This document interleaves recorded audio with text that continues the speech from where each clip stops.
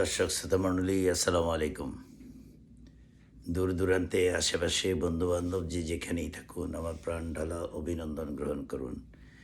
United states of America new York থেকে আমি সাইদুল বাকিন। আটটি সুন্দর টপিকস নিয়ে আপনাদের সামনে উপস্থিত হলাম। ভালো শাসকের বিরুদ্ধে ষড়যন্ত্র হয়ে থাকে কঠিন আকৃতিতে, অর্থাৎ যিনি মানব কল্যাণ চান, যিনি মানুষকে ভালো রাখতে চান, যিনি দুর্নীতিবাজদের দমন করতে চান, যিনি অপরাধীদের কঠোর হস্তে নিয়ন্ত্রণ করতে চান, যিনি খারাপ মানুষদেরকে নিয়ন্ত্রিত করে সুন্দর সমাজ প্রতিষ্ঠিত করতে চান, তার বিরুদ্ধে অনেক অনেক বেশি ষড়যন্ত্র এবং গোপন পরিকল্পনা তৈরি করে অনেকেই। কারা করে? দুর্নীতিবাজ, সন্ত্রাসী, ভণ্ড, মোনাফেক, বিশ্বাসঘাতকরা সব একত্রিত হয়ে তারা একটা গ্রুপ তৈরি করে এবং তাদের দল অনেক ভারী হয়। যিনি ভালো মানুষ, তার সঙ্গে অনেকের সম্পর্ক রক্ষা করা অনেক সময় কঠিন হয়ে যায়।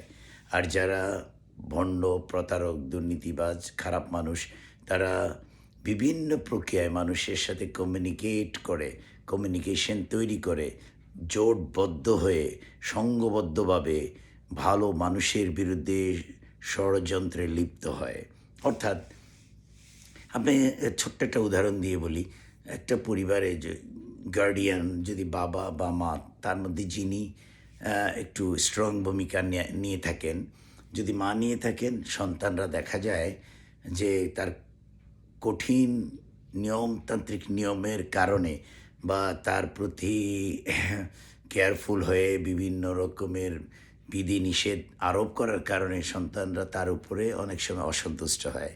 আর যিনি একটু রিল্যাক্স ওয়েতে সন্তানদেরকে ফলো আপ করেন অথবা অনেক সময় প্রেশার না দিয়ে স্বাভাবিকভাবে সন্তানদের সাথে সম্পর্ক বজায় রাখতে চেষ্টা করে, সন্তানরা যে স্বাভাবিক থাকে তার সাথে একটা কঠিন সম্পর্ক তৈরি করতে চায়। আর যিনি বিধিনিষেধ তৈরি করেন, যিনি বিভিন্ন ডিসিপ্লিনের উপরে পর্যবেক্ষণ করেন, যিনি তাকে ভালোভাবে পরিচালিত করার জন্য পয়েন্ট অফ ভিউতে কথা বলেন, তার উপর সন্তানরা অসন্তুষ্ট হয়ে যায়। যাই হোক, কিন্তু পরিবারকে কঠিনভাবে দায়িত্ব পালন করতে হবে।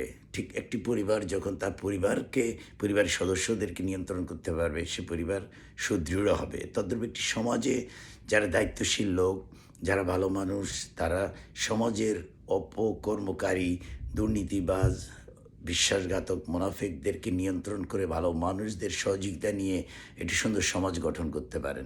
ঠিক তদ্রূপ একটি রাষ্ট্রের প্রধান তার আশেপাশে বিশ্বাসঘাতক, মুনাফিক, দুর্নীতিবাজ, বাজে মানুষদেরকে তিনি যদি শায়েস্তা করতে পারেন এবং সুদৃঢ়, বদ্ধপরিকর, অর্থাৎ সুন্দর চিন্তা চেতনা নিয়ে নিজের আখের না গুছিয়ে নিজের জীবনকে অবৈধ সম্পদ দ্বারা আবৃত না করে মানুষের কল্যাণের জন্য যিনি কাজ করবেন, তিনি চোখ কান খোলা রেখে ভালো মানুষদের সমন্বয়ে একটি সুন্দর রাষ্ট্র গঠন করতে পারবেন। তো যাই হোক, এই ক্ষেত্রে অবশ্যই একজন ভালো শাসককে খুব সুন্দর চিন্তা চেতনা, পরিকল্পিত উপায়ে তাকে সব দিকে খেয়াল রাখতে হবে, যেন কোনো রকমেই কোনো দুর্নীতিবাজ বা কোনো বাজে মানুষ বা মোনাফেক বা বিশ্বাসঘাতক তার চার পাশে তাকে পরিকল্পিত উপায়ে গ্রাস করতে না পারে।